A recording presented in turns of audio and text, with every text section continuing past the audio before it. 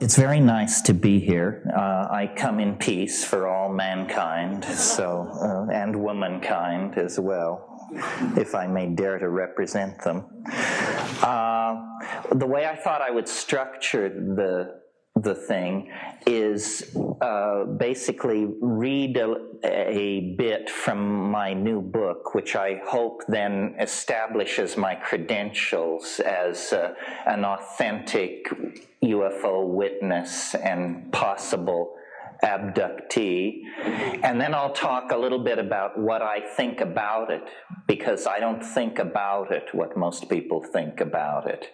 My dream from the time I was 8 or 9 was to encounter a UFO, because I always had the impression that if you would encounter one, you could understand it.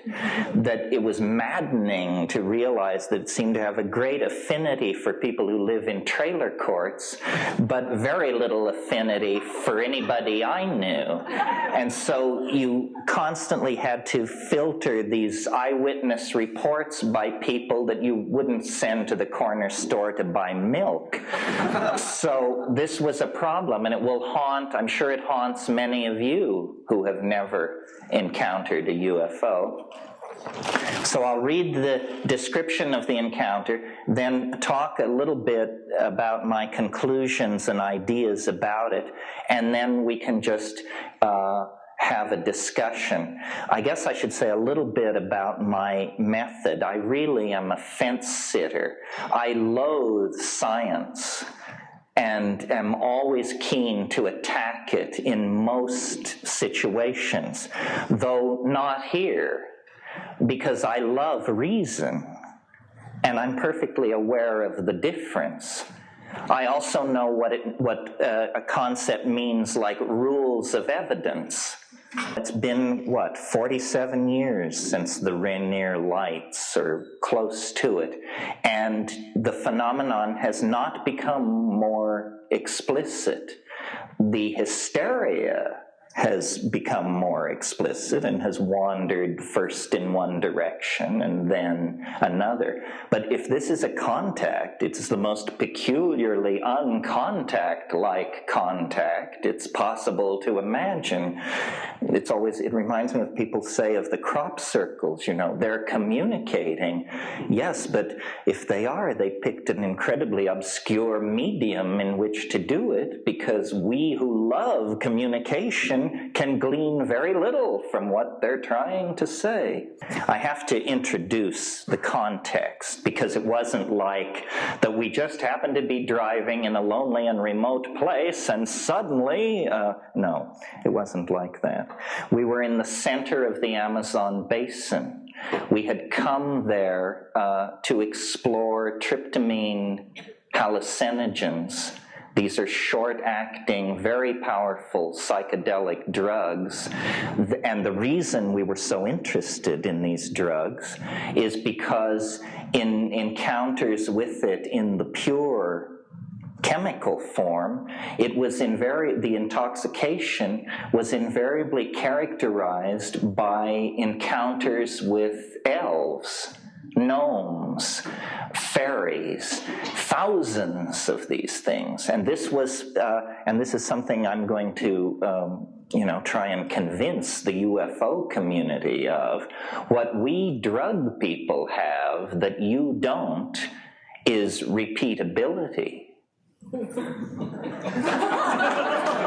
And the scientists always said to you UFO people, what you don't have is repeatability. They don't want to even talk to us. But it is true that when you smoke DMT, for example, at a sufficiently high and prepared dose, you get elves. Everybody does. You may not believe it, but on the other hand, it only takes 5 minutes to prove that I'm bullshitting you 100%. Surely anyone who's studied UFOs and alien intelligence for as many years as the people represented here have can afford to invest 10 minutes in the wild-eyed assertion that all you need do is inhale deeply 3 times, and you know, you want contact, you want elves, you want alien intelligence, you'll have it up the kazoo. My entry into psychedelics began very naively. It was presented as instant psychotherapy or insight, however vaguely defined. What I discovered when you make your way through these chemical families is that not all psychedelics are alike. And this very small family of compounds called the tryptamine hallucinogens bear careful examination if we're seriously interested in this question of extraterrestrial penetration of the human world. On 2 grounds, immediately, the mushroom bears looking at. First argument, entirely a physical argument. Psilocybin is 4-phosphoryloxy-NN-dimethyltryptamine. What this means is that there is a phosphorus group substituted at the 4 position of the molecule. Now, here's the headline, folks. This is the only 4-phosphorylated indole on this planet. On this planet. Now, if you were searching for extraterrestrial thumbprints on the biology of Earth, you would look for molecules that are unique, that don't have near relatives spread through other life forms. In psilocybin, we have a perfect example of this. It is the only 4-phosphorylated indole known to occur in nature. Nature doesn't work like that, folks. Nature builds always on what has previously been accomplished. So this is a red flag saying at the molecular level, this thing looks like an alien artifact at the molecular level. Now, let's cut to the chase. What happens when you take 30 milligrams of this stuff? I don't know how sophisticated this audience is. People who have never taken hallucinogenic drugs but have some mild interest in it, or just in the course of generally educating yourself about reality, I think people who have never taken psychedelics think that it's sort of like dreaming while you're awake, or geometric patterns, colors. They always say, the colors, malarkey, the colors, forget the colors. It is not like that. Psychedelic experiences at effective doses, not piddling doses, effective doses, are visionary scenarios. They are 3-dimensional unfoldments of information that is extraordinarily complex, architectonically connected, and ordered. That's not what I want to talk about. I want to talk about what is unique to psilocybin. What is unique to psilocybin is that overlaid over what I just described is, big surprise, a voice. A voice. Everybody knows this who has to do with this stuff. Gordon Wasson, Richard Schultes, Albert Hoffman. The giants know that this stuff is animate. This is not a drug. It's something which is disguising itself as a drug in order not to spread alarm. There is a voice which speaks to you in the language of your homeland, whether that be Mazatecan or English. And the voice surprises you.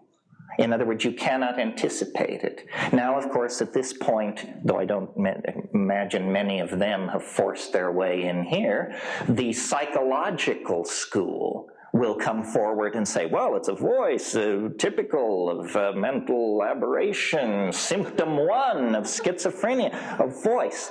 Yes, we are not naive. We went to the same schools you did, thank you. If we are, in fact, being penetrated by a non-human intelligence that presumably somehow, perhaps not physically, but perhaps physically, can cross from star to star, then we are dealing with something vastly more sophisticated than ourselves. That's just given at the get-go.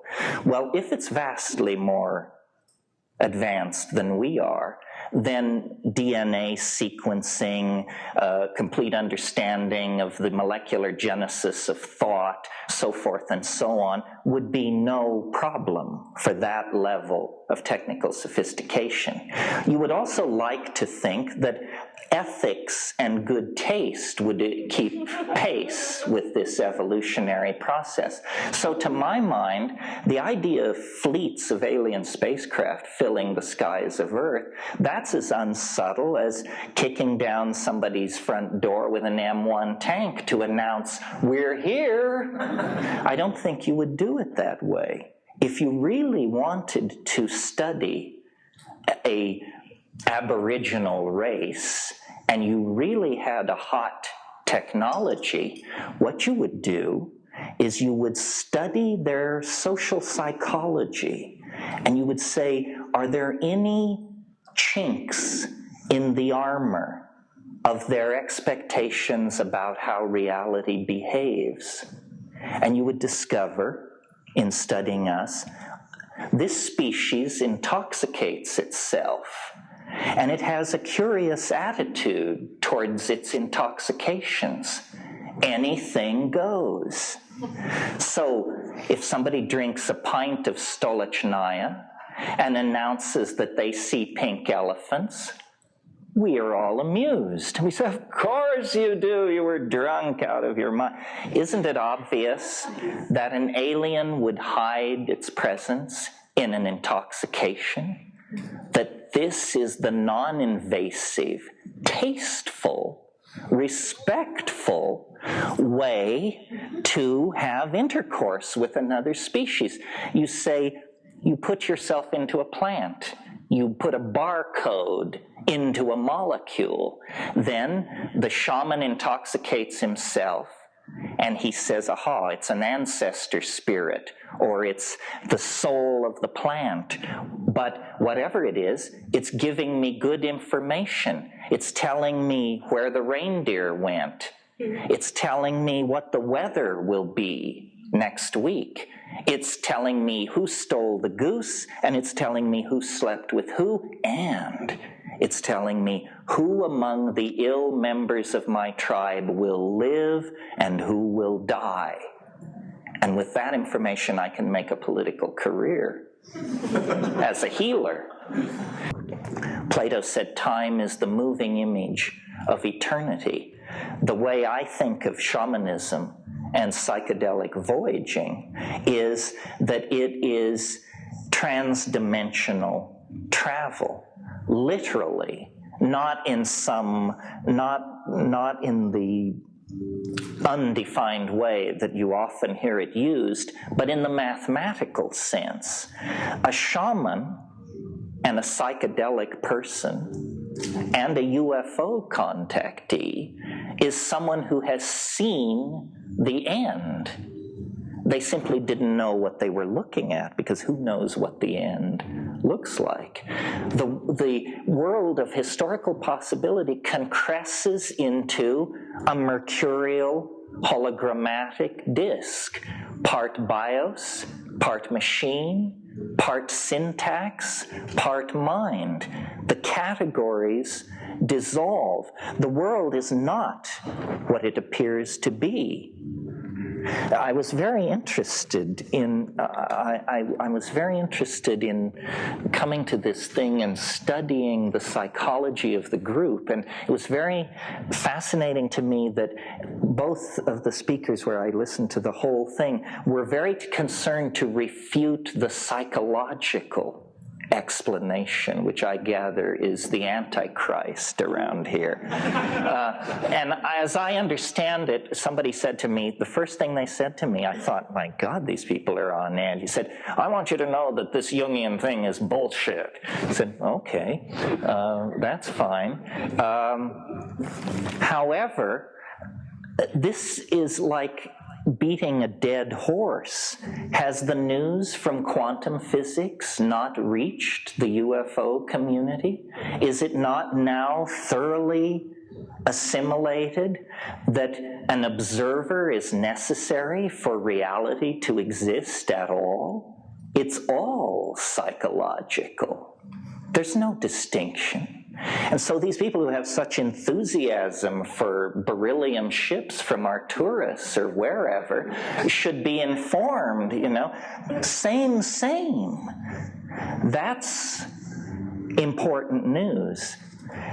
It is now, and where is it coming from? Let's not rush past this here. Physics has always been the paradigmatic science. All sciences have physics envy. Why is that? Because it's not unlikely in a physics experiment to be able to predict an experimental result to 3 decimal points of accuracy. That's science. You don't get that in sociology. You don't get that in psychology. You don't even get that in biology. And physics is the most mathematical of all the sciences. So around the towering edifice of physics, the more frightened and uncertain of the sciences had gathered near her skirts. Well, so now what is physics telling us? Saying, folks, hold your horses here. It turns out the cheerful world of billiard ball-like atoms winging their way through Newtonian space is in for serious revision. It turns out that these particles aren't even particles. They're waves. Well, no, not exactly. They're both. Well, what I actually meant to say was, and you discover the babble of mad people is what is coming out of the physics departments today. Science has collapsed. Its core has given way to contradiction. Number one, it's incomprehensible. Number two, it's self-contradictory. Number three, you can't conceptualize it except in some enormously complicated mathematical phase space anyway. So this concern for the materiality of the saucers is a completely anachronistic issue. Carried far enough, the analysis of this stage will show you that it has no, quote, reality to it. Now, this plays nicely right into my hands. Let's go back now to those drug-induced hallucinations. I think every UFO investigator in the country, they have these forms when they come rushing out to your house when you report an 11-mile-long green cigars overhead. And the first question is, are you intoxicated? Do you have a history of taking drugs? What is your relationship to altered states? Most encounters with extraterrestrials take place in altered states. That's what altered states are. Reality is, the tip of an iceberg of irrationality that we've managed to drag ourselves up onto for a few panting moments before we slip back into the sea of the unreal.